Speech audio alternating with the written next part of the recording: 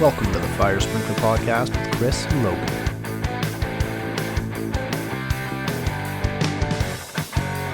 Are you a sprinkler designer, fire protection engineer, estimator, project manager, or AHJ? Get free helpful cheat sheets, free tools, and an expert community ready to answer your fire protection question at meyerfire.com. That's MEYER fire.com. Meyer Fire, where we bring together experts and support you, the fire protection pro. Hey everyone, before I talk about the podcast, I want to let everybody know that although the NFSA's Business and Leadership Conference in Phoenix, Arizona has been canceled, most of the talks and information will be available digitally and for free at the end of April. You'll be able to catch presentations from people in the fire protection industry such as Shane Ray, Matt Klaus, Jim McHugh, Joe Meyer, as well as myself. I'll be doing one as well. Visit www.nfsa.org for more information and to register for this virtual event today. Today's episode of the Fire Sprinkler Podcast is with Casey Roberts from Milwaukee. Casey is a product expert for the fire protection industry.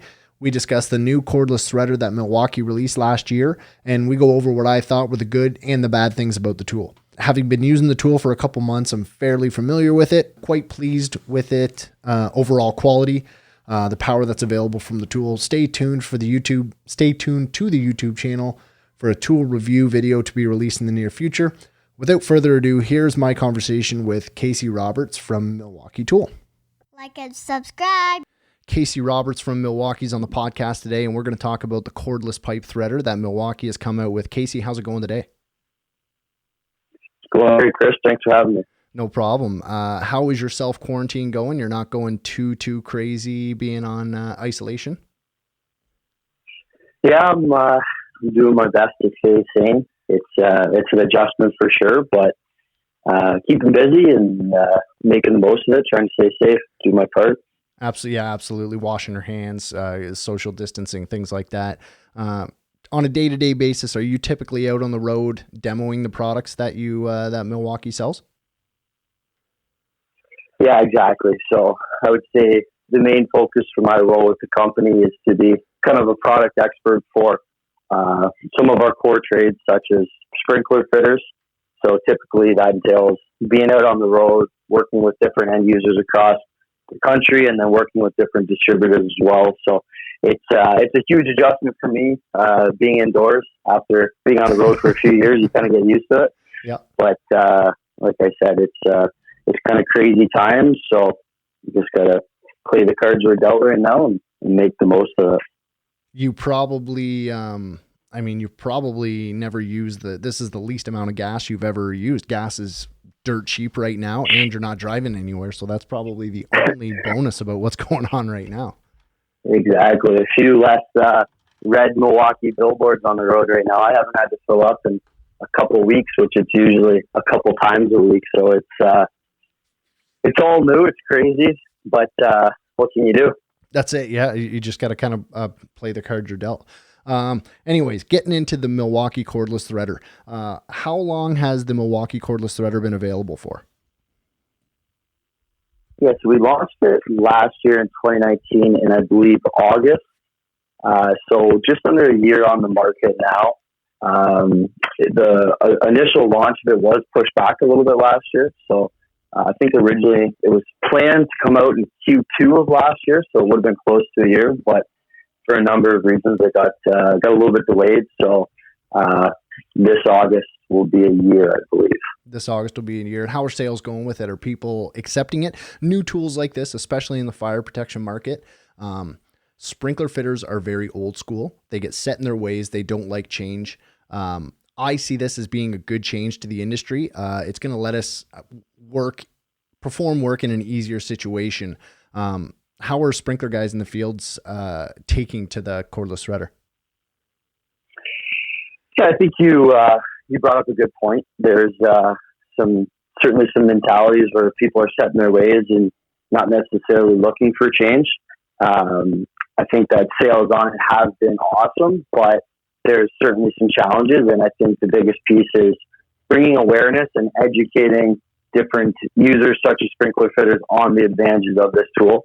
I think, and this is something I truly understand, that with the launch of something like a cordless threader, there's doubt associated with it. I think there's a demographic out there that is just skeptical that a cordless threader can perform the applications that trades such as sprinkler fitters need it to do. So I think for the team at Milwaukee, what our biggest challenge is talk is cheap. You can read it on an advertisement wherever you see it. But I think the biggest way that we're going to get people to believe in this product is to put the product in people's hands and let them see what this tool can do for themselves. Well, I will say I disagree with the talk is cheap thing. Being a guy who runs a podcast, I think talk is one of the best ways you can. Yeah, but I will say that I got the tool. You guys sent me one to try it out. I was pleasantly surprised. I will say that I'm one of those kind of old school mentality guys where, if you're doing sprinkler, you're going to use one specific brand and that's the way it's going to go. And I was pleasantly surprised with the amount of power, how light it was and how easy it was to actually manipulate and use the tool. So that's awesome. I can see how everybody would be, easy to kind of turn it off and stuff like that. But, it's a good tool. Comes with 2 giant 12 milliamp batteries. Milliamp, is that the right term for that? Millihour? Yeah, 12 amp hour. That's correct. Yeah. Yeah. So they're great batteries. Right now you've either got to use a rigid or a reed die head. What's the reasoning for not having a Milwaukee branded die head? Yeah, so I don't think there's one specific reason. Anytime you enter a new product category, it's tough to have the full offering overnight. So typically there's kind of a priority. So die heads is certainly a category we're looking at. And I think from the user's perspective, we identified that the majority of tradespersons using a threader typically have a die set. So it's, we're not tying you specifically to a Milwaukee die that is another cost for the end user. So big picture, I think that there'll be more and more products for the threading space from Milwaukee, but it all takes time, and it's sometimes it's a little bit more of a brick by brick approach. Mm-hmm.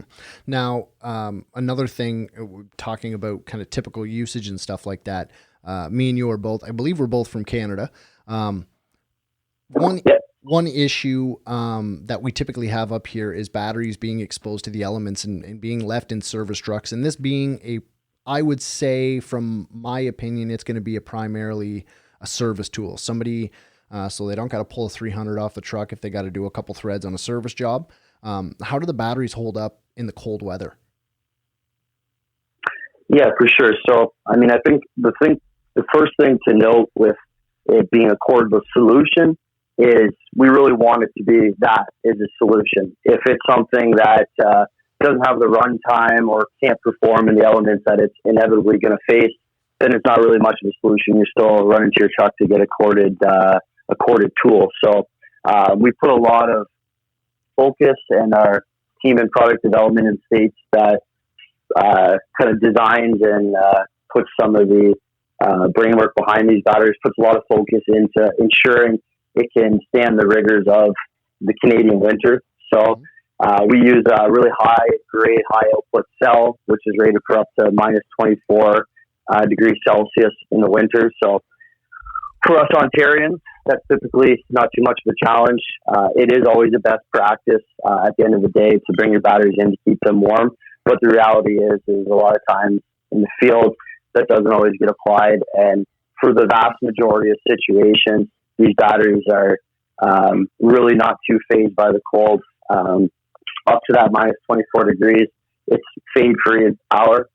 Past that, you start to see a little bit of a decline, but even at minus 24, I think that's a relatively conservative number. I know for myself personally, I demo this threader on almost a daily basis, and throughout a whole winter, even though maybe some days I should have, I typically have the batteries in my truck, and even if it's an early morning and a cold battery, I've never had an issue with completing a thread of any size, even up to a 2-inch on a black iron pipe. Mm-hmm. And it is compatible up to 2-inch. How many threads, if I was to thread, say 1-inch, 1-inch is what I think most of the guys in the industry are going to be using this for. Sprinkler relocates where they don't want to pull the big threading machine out of the truck. How many how many drops how many threads are you able to get off of a fully charged battery? Yeah, so to give you kind of the whole spectrum, on a fully charged 12 amp hour battery, which is what the product ships with, on the low end, it'll do just over 60 half-inch threads in black iron. And then on the high end, on 2-inch pipe, black iron, it'll do just over 25. Again, our callouts, I think we typically err on the side of being cautious.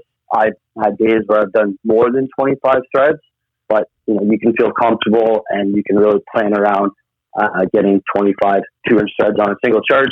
Again, keeping in mind that you do get 2 of the 12 amp hour batteries in a kit. And I think, maybe Chris, you would agree or disagree, it would be tough to complete 25 threads of any size for that matter before that next battery would be fully charged and ready to rock. So, yeah, it does come with the rapid. It does come with the rapid charge charger, and it does charge that battery. It's a big battery, and it charges it up pretty quick. Just over an hour for the charge time on one of those 12 amps with the rapid charger. Yep. If you are able to do over 25 drops, 25 2-inch threads, and install the pipe in under an hour, reach out to me because looking for good fitters like that. I was just about to say, maybe call Chris and drop off a resume. That's right. Yeah, absolutely. I do like the tool. I like the setup it comes with. It comes with essentially, it's like a little pipe clamp that goes onto the 1-inch pipe so that you don't overexert yourself. The other thing I really, really like about the tool from a safety standpoint is it has that clutch that disengages if it feels the tool start to move. Right. A lot of guys out there, the big thing for core drilling holes in concrete and stuff like that is if you catch a stone or you catch a piece of rebar, the wrist break, right? It over torques you. That was my biggest fear as soon as I picked this thing up because it's big. It's not too heavy. Maybe 30 pounds. How heavy is it? I believe it's without a battery, it's 27.5 pounds. I have to double check that, but somewhere in that ballpark. It is maneuverable with your hands. And I was worried, threading pipe takes a little bit of power. If that thing catches, what's it going to do? So it's good to see the safety component. How does that thing work? How does that clutch engage? Yeah, so it's something that we call auto stop technology. First, I guess to mention it is with the design of this tool, with really a number of our tools, we really want to focus on safety and improving control. And with this threader, I think for a number of reasons, we've improved control and safety. So one of those features, as you mentioned, is the auto stop technology. So essentially, there's a sensor in the tool where once it goes past the quarter turn, it just automatically shuts off.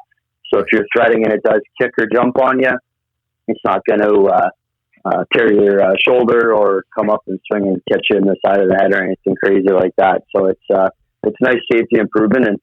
And I know some of the competitor threaders on the market are often referred to as a pony. And I think, again, maybe you can confirm this better than I would know, but where the pony originated from is when that thing did kick, it took you for a ride. That's right. So, yep.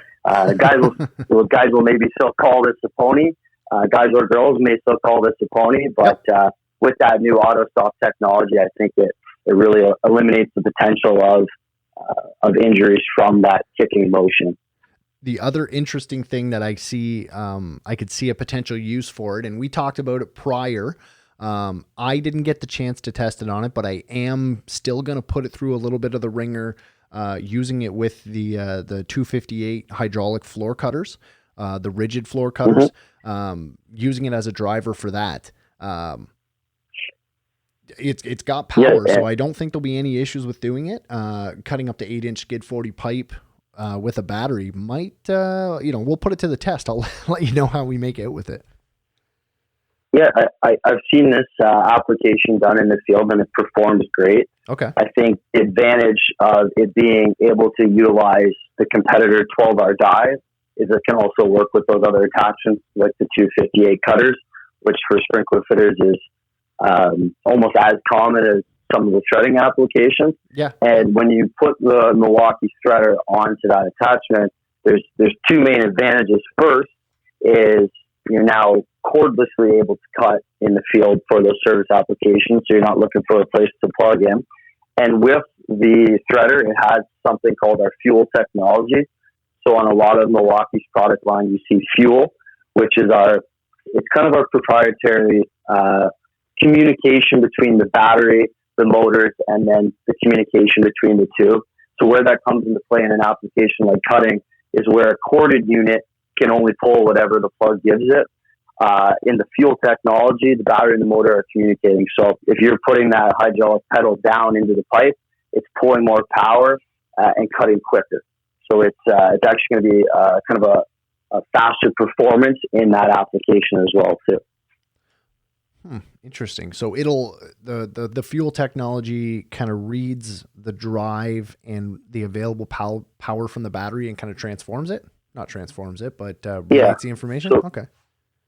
Yeah. So what fuel is, and this is across any of the fuel product line, is three main components. So first, it's our power state brushless motors. So you see a lot of brushless motors on the market, but like a lot of things, it's not all created equally. So with our brushless motors, we're using a lot of top of the line power generating elements. So things like rare earth magnets, tighter winds of copper, and more copper in the motors, as well as with our power state brushless motors, we're designing them for the tools that they go in. There's competitors out there who may have 2 or 3 brushless motors for a full fleet of cordless tools, where with us, we're at, I believe, 20 and counting. So something like a threader obviously has different demands than, let's say, a rotary hammer versus just your cordless drill and impact. So the motors are designed specifically for the demands that tool is going to face. The second component would be the red lithium batteries. So we design the packs in-house ourselves. We're using really high output, high-grade lithium-ion cells. There's not all lithium is created equally either. There's thousands of different lithium-ion cells. So we're using top-grade lithium-ion cells in these batteries. A lot to do with weather control and facing the elements. So things like weeping holes on the bottom of the battery, so if any condensation gets in there, it can escape. A rubber shoe on the bottom, so if it gets dropped, it's not going to be toast. And then the third element of that fuel would be the communication between the two. So we call it RedLink Plus Intelligence, which is essentially kind of just marketing lingo for a chip in the tool that lets the motor and battery talk. And this is really where we differentiate ourselves. Is that's going to be the only motor, that's going to be the only system on the market that allows for variable output from the motor. So if you're doing a 1-inch thread, it's essentially pulling the power it needs for that 1-inch thread. Whereas once you get into a 2-inch thread, the motor can actually detect that this is a tough application and says to the battery, giddy up, let's go, let's pull more power so that we can perform this application as smoothly and as easily as possible. So even in a full 2-inch thread, you'll really notice this technology because you don't even hear the pitch of the motor bog down. And that's where I really like to point out to users, even on a corded 700, a corded competitor unit, let's say, you may hear the pitch of the motor struggle or fight a little bit through a 2-inch thread, where with that fuel technology, you barely even hear the thing slow down. And that's where I think we really separate ourselves as kind of those 3 elements working together. And that's what we call fuel. So not only does it draw the power it needs, I'm assuming just by the way you were explaining that, is it also helps conserve the battery life as well. Because if you're using it for a 1-inch thread, it's not going, it's not going balls to the walls pulling power. It's using the power it needs. Well, does that help extend the life of the battery as well? Absolutely, Chris. That's a great point I forgot to mention. It is the best of both worlds. Is in those lighter duty applications, you're really only taking what you need, so you're conserving power. Where a lot of competitor products, when you pull the trigger, it's 100% output no matter what. So you're using a lot of unnecessary runtime. So yeah, you kind of get that conservation of power when you can, and then you get that top level performance when you need it. Now, a question I have for you, this is just me being, kind of a goofy question maybe. The batteries that come with this, are they compatible with my 18-volt drill? Yeah, absolutely. So if it's M18 and fixed, so we have over 200 tools on the M18 platform. So if it's a 12 amp hour battery, you can slap that on any tool that's on that M18 family, and vice versa. If you had a compact battery, it would fit on the threader. That being said, there's certainly batteries that are more optimal with some tools over others. Yeah. If you used a 12 amp hour battery on your standard impact, you probably wouldn't need to charge it for 3 months. So it's kind of a little bit overkill. But if you used, let's say, a 1.5 amp hour battery on your threader, it would work. It's just you wouldn't get the same power output, and obviously you wouldn't get the same runtime. Right. And for something that is a hydro application like threading, you kind of want that extra power and that runtime. So, to answer your question, yes, it all fits, but there are certainly batteries that are more optimal for some tools and applications. Yeah, if every battery worked perfectly for every single tool, you would only make one battery. That makes sense to me.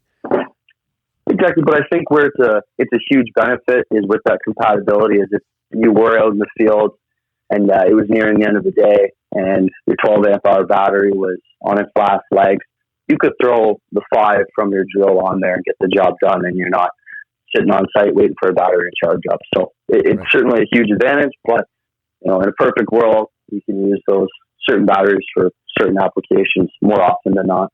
Now, getting back to the sprinkler application of the tool, typically service for sprinkler is wet, dirty, things like that. What kind of protections are in place to protect the tool from moisture? Yeah, so if you look at the head of the unit, which is which would be the most common place for to have any exposure to moisture, it's all sealed.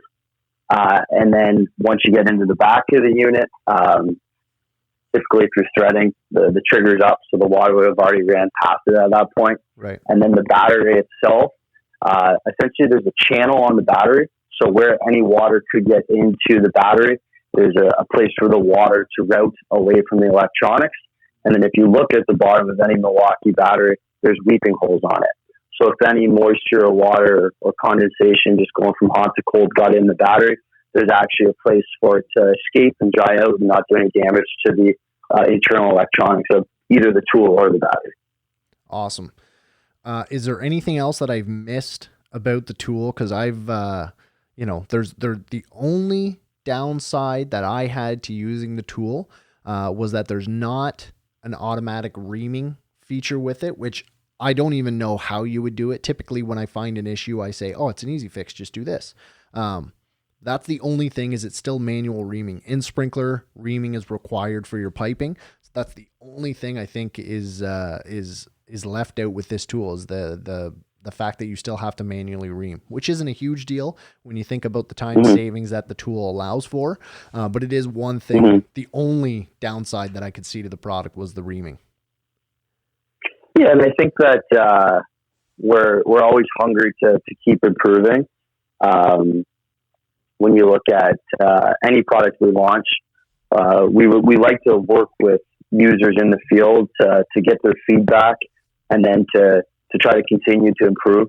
So we often see we launch a first generation of a product, and then a couple of years down the road, once we've got a lot of feedback from users and find ways to continue to improve, we come out with the second generation. So things like reaming and cutting, we're always working with users and taking feedback from people like yourselves, Chris, and trying to find ways to keep improving. So, I agree with you.